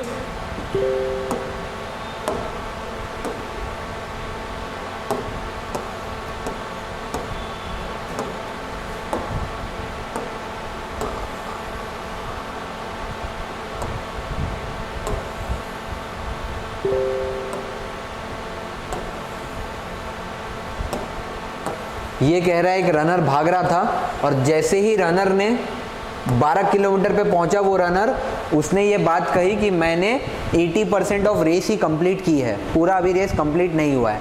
तो आपको कह रहा है कितने किलोमीटर का पूरा इवेंट था। इसका ये कहना है 12 किलोमीटर किसके बराबर था? 80% के। 80% को आप क्या लिख सकते हो? 4/5। तो 12 इज इक्वल टू 4/5 है ये। 4/5 x पकड़ लो, आपको x निकालना है। x क्या हो जाएगा? 12 इंटू 5/4, ये हो जाएगा 60/4। 60 को 4 से डिवाइड करोगे तो कितना आ जाएगा? 15। आंसर क्या हो जाएगा? 15 किलोमीटर। वैसे भी समझ लो ना, 12 किलोमीटर पे वो थी अभी, तो उसने कहा मेरी 80% रेस कंप्लीट हुई है। 12 किलोमीटर मतलब 80%। अब जब डिवाइड करोगे तो आपको पता चलेगा 1 किलोमीटर का मतलब कितना है? 1% 10% का मतलब कितना है? 1.5 किलोमीटर। 1.5 किलोमीटर का मतलब है कि 10% हुआ है। 80% का मतलब है 12 किलोमीटर हुआ है। तो 100% का मतलब कितना होगा? 1.5 इंटू 10, डायरेक्टली निकालोगे तो 15 किलोमीटर। ठीक है, उसको और 3 किलोमीटर दौड़ना था, हर 3 किलोमीटर 20% कंप्लीट हो रहा था। 3 4 12, तो 80% हो जाएगा 12 किलोमीटर। अब 3 5 कितना होगा? 15 किलोमीटर मतलब 100% रेस कंप्लीट।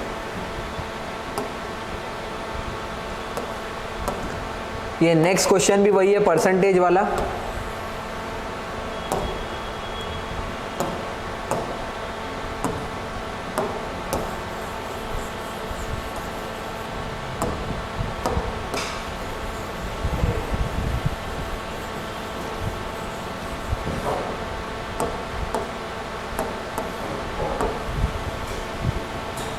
आपको क्वेश्चन कह रहा है कि राजू के पास 9,000 रुपये है और राजू को एक मोबाइल फ़ोन खरीदना है और राजू के पास जो पैसे हैं वो कितना है 75%। जितने का वो मोबाइल है उसका 75% पैसा राजू के पास है। अब राजू को कुछ पैसा चाहिए मोबाइल खरीदने के लिए, तो उसने क्या किया 2,000 रुपये अपने फ्रेंड से लिए। अब आपको बताना है 4 कंडीशन दी हुई है, ठीक है। पहले चेक कर लेते हैं राजू के पास कितना है 9,000 रुपये, और 9,000 किसके बराबर है 3/4, 75% के बराबर है। 3/4 ऑफ x, मोबाइल की प्राइस मान लो x है, तो राजू के पास कितना है 75% ऑफ x यानी 3/4 ऑफ x। तो x कितना हो जाएगा 9,000 इंटू 4/3, क्रॉस मल्टीप्लाई कर दूंगा मैं, ये हो जाएगा 36,000 अपॉन 3, तो x की वैल्यू क्या आ जाएगी 12,000 रुपए का फ़ोन है। अब राजू ने क्या किया अपने दोस्त से 2,000 रुपये लिए, उसके पास 9,000 रुपये थे। अब राजू के पास टोटल कितने हो गए 11,000 रुपये। अब स्टेटमेंट पढ़िए पहला, Raju still does not have enough amount to buy the handset, बिल्कुल सही है, फोन था 12,000 का, तो पहला तो सही है। सेकंड ऑप्शन चेक कर लेते हैं, Raju has exactly the same amount as required to buy the handset, नहीं, अभी भी 1,000 रुपये कम है। तीसरा पढ़िए, Raju has enough amount to buy the handset and he will have 500 with him after buying the handset, ये कह रहा है 500 रुपये और एक्स्ट्रा है राजू के पास। और लास्ट वाला ऑप्शन कह रहा है राजू के पास इनफ अमाउंट है और 1,000 रुपये एक्स्ट्रा है आपके पास। तीनों ऑप्शन रॉन्ग हो जाएंगे, पहला हो जाएगा राइट, ठीक है। परसेंटेज से आया हुआ था ये क्वेश्चन भी।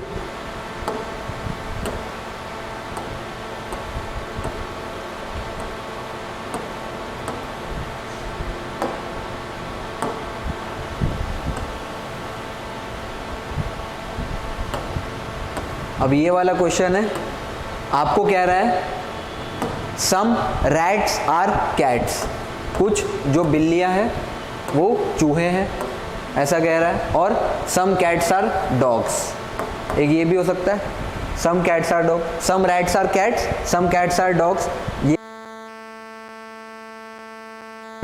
यहां कहीं काउ होगा, डॉग के साथ मैच नहीं कर रहा है। सेकेंड कंडीशन में क्या बना सकता हूं, ये हो जाएगा रैट, ये कैट, ये dog, some rats are cats हो जाएगा, सम कैट्स आर डॉग्स हो जाएगा। अब नेक्स्ट लिखा है no dog is a cow, मतलब काउ मेरा मान लो यहाँ कहीं होगा जो डॉग के साथ कंपैरिजन में नहीं है। अब ये दो केसेस बन सकते हैं, दो डायग्राम। पहला डायग्राम है, पढ़िए, लिखा हुआ है no cow is a cat, कोई भी काउ जो है वो कैट नहीं है। पहले वाले में तो बन रही है, यहाँ नहीं बन रही है, लेकिन यहाँ तो बन रही है, तो पहला स्टेटमेंट क्या हो जाएगा रॉन्ग।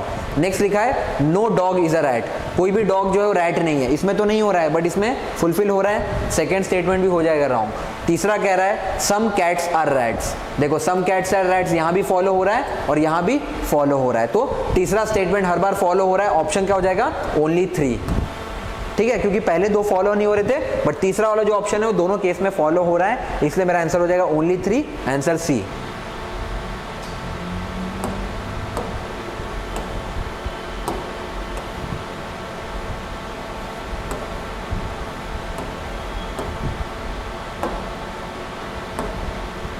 इसके पहले को इजी करते रहो।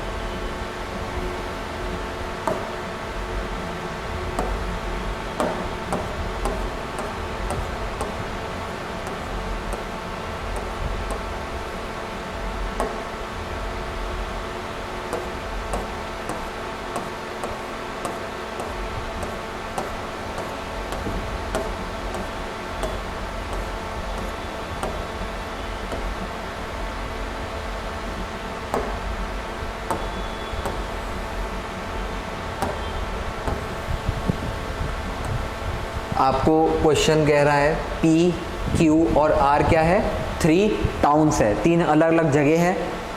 डिस्टेंस P और Q के बीच में कितना दे रखा है 60 किलोमीटर, P और R के बीच में कितना दे रखा है 80 किलोमीटर। अब क्वेश्चन ये कह रहा है Q जो है वो P के वेस्ट में है, मतलब मान लो P ये है, P का वेस्ट किधर होगा इधर, तो Q कहाँ पे यहाँ पे, और P और Q के बीच में डिस्टेंस कितना दे रखा है 60 किलोमीटर।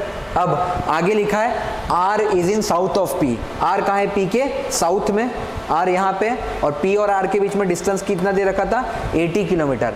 तो आपको कह रहा है Q और R के बीच में डिस्टेंस कितना है, ये वाला। स्कूल में हम लोग पाइथागोरस थ्योरम पढ़ते थे, पाइथागोरस थ्योरम क्या कहता था, लॉन्गेस्ट डिस्टेंस क्या होता है, इसका सम, इसका स्क्वायर प्लस इसका स्क्वायर, मतलब 60 का स्क्वायर प्लस 80 का स्क्वायर। 60 का स्क्वायर होता है 3600, इसका स्क्वायर होता है 6400, दोनों को ऐड करोगे तो 10,000 हो जाएगा। 10,000 किसका स्क्वायर है, 100 का। आंसर क्या हो जाएगा, डी। डी मार्क करो, आगे बढ़ो।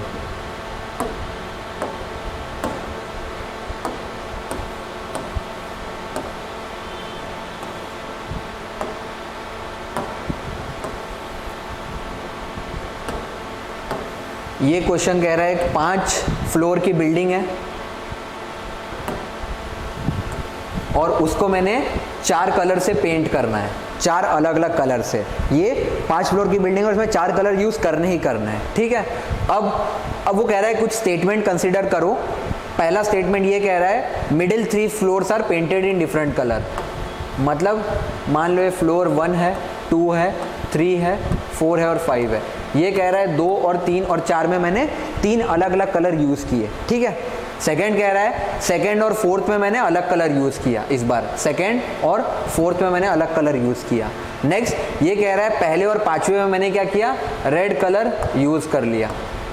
ये फिक्स कर दिया कि पहले और पांचवे मैंने क्या किया, रेड कलर यूज किया। क्वेश्चन आपसे ये पूछ रहा है अगर मुझे ये गारंटी चाहिए कि कोई भी 2 फ्लोर जो लगातार फ्लोर है, मतलब 1 और 2 उसमें सेम कलर यूज ना हो या 2 और 3 में सेम कलर यूज ना हो, तो इसमें से कौन से स्टेटमेंट में जरूरत है। आप देखोगे स्टेटमेंट नंबर 3 जो है वो क्या कह रहा है, मुझे 4 कलर भी यूज करने हैं बिल्डिंग में और पहले और पांचवे पे मैंने क्या कर दिया, रेड कलर फिक्स कर दिया। अब मेरे पास कितने कलर बचे, 3 कलर, और फ्लोर कितने बचे, 3 कलर। तो बाय डिफॉल्ट मैं यहाँ कलर नंबर 2 यूज करूंगा, यहाँ कलर नंबर 3 यूज करूंगा, कलर नंबर 4 यूज करूंगा।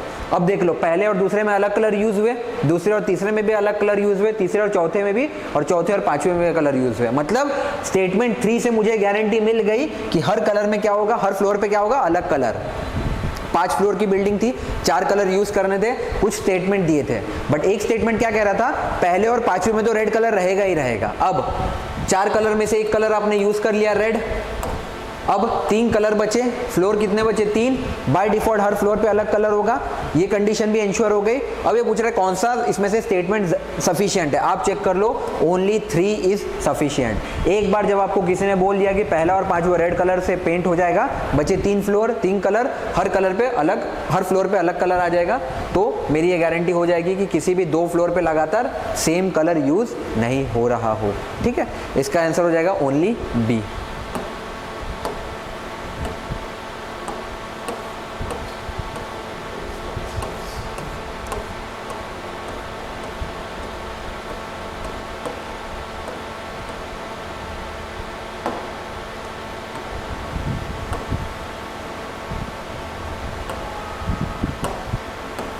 ये कह रहा है एग्जाम में ए ने बी से 20 मार्क कम स्कोर किए, सॉरी ज्यादा स्कोर किए। A has scored 20 marks more than B, और दूसरा कंडीशन कह रहा है B has scored 5% less than A. दोनों बात सेम कह रहा है। मतलब मैं कह रहा हूं कि सृष्टि ने नेहा से 20% ज्यादा स्कोर किए, और सेकंड ऐसा कह रहा हूं नेहा ने सृष्टि से 5% कम स्कोर किए। बात यही है। इसका मतलब 20 मार्क्स किसके बराबर है, 5% के बराबर है, तो 1% किसके बराबर हो जाएगा, 4 मार्क्स के। 20 मार्क्स अगर 5% के बराबर है तो 1% किसके बराबर हो जाएगा, 20/5, यानी 4 मार्क्स। 4 मार्क्स का 1% है, ठीक है। तो 100% कितने का होगा, 400 का। अब क्वेश्चन ये कह रहा है आपको क्या निकालना है, how much has B scored. देख रहे हो बी ने कितना स्कोर किया, 5% कम किया, या ए ने 20 मार्क्स ज्यादा स्कोर किया है। अगर ए को 400 मिले तो बी को कितने मिलेंगे, 400 माइनस 20 यानी 380। तो बी का स्कोर क्या हो जाएगा, बी 380। बस ये कंडीशन, 20 मार्क्स इक्वल टू 5%, इससे मैं 1% की वैल्यू निकाल लूंगा 4 मार्क्स, इससे 100% की वैल्यू निकाल लूंगा 400 मार्क्स। अब मुझे पता है कि 20 मार्क्स कम स्कोर किए, 20 माइनस कर दूंगा, मेरा आंसर हो जाएगा बी, ठीक है।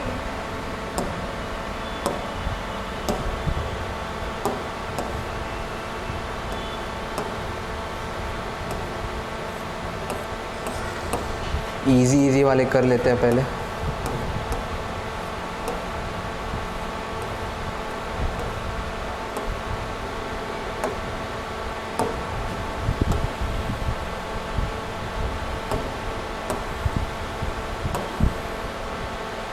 ये क्वेश्चन कह रहा है राकेश के पास जो पैसे थे उसमें वो 8 मोबाइल फ़ोन खरीद सकता है, ठीक है। जब वो दुकानदार के पास गया, दुकानदार ने उसको डिस्काउंट दिया। वो डिस्काउंट किसके बराबर था? इसके बराबर था कि अब वो 10 मोबाइल खरीद सकता है, मतलब 2 मोबाइल ज़्यादा खरीद सकता है डिस्काउंट पे। अब आपको कह रहा है आपके पास, उसके पास कितना पैसा था टोटल, ठीक है, या कितना डिस्काउंट रिटेलर ने दिया उसको। पहले मैं मानता हूँ मैं मोबाइल खरीदने गया, मेरे पास पैसे थे 1000 रुपये, ठीक है। या फिर एक काम करो,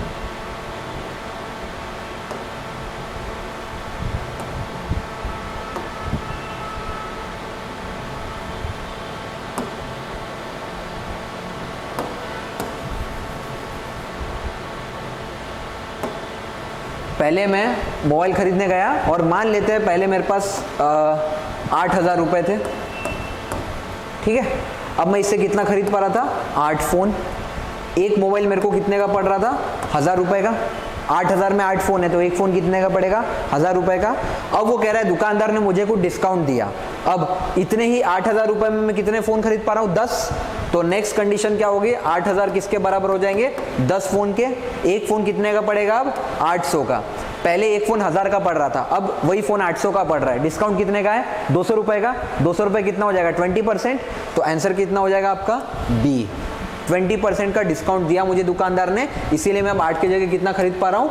10 मोबाइल फ़ोन, ठीक है।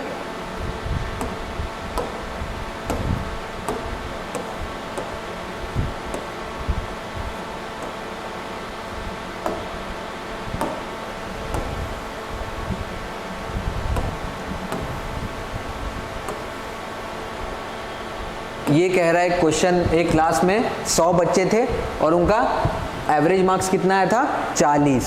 अब गलती से एक बच्चे के मार्क्स 53 थे, उसको इन्होंने कितना पढ़ लिया था? 83।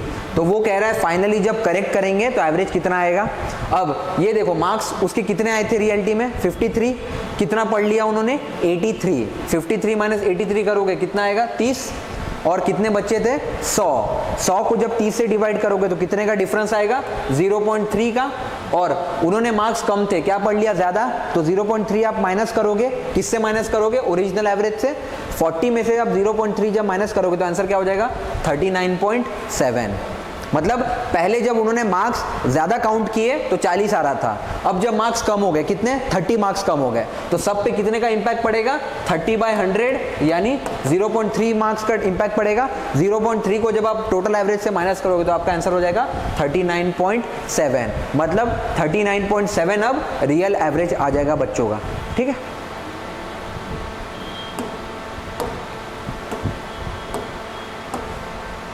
ऑप्शन भी देख लो, इन्होंने कितना स्मार्टली क्या किया, एक जगह 40.3 दे दिया, एक 39.7। क्यों? कुछ बच्चे देखेंगे 0.3 आ रहा है वो ऐड कर देंगे गलती से, बट माइनस क्यों होगा? क्योंकि पहले उन्होंने मार्क्स गलत पढ़े। ऐसा होता ना कि पहले उन्होंने 83 मार्क्स होते, पढ़े 53 होते तो एवरेज बढ़ जाता, क्योंकि उन्होंने मार्क्स पहले कम काउंट किए थे, या मार्क्स ही उन्होंने ज़्यादा काउंट कर लिए, अब तो माइनस करेंगे वो, इसीलिए।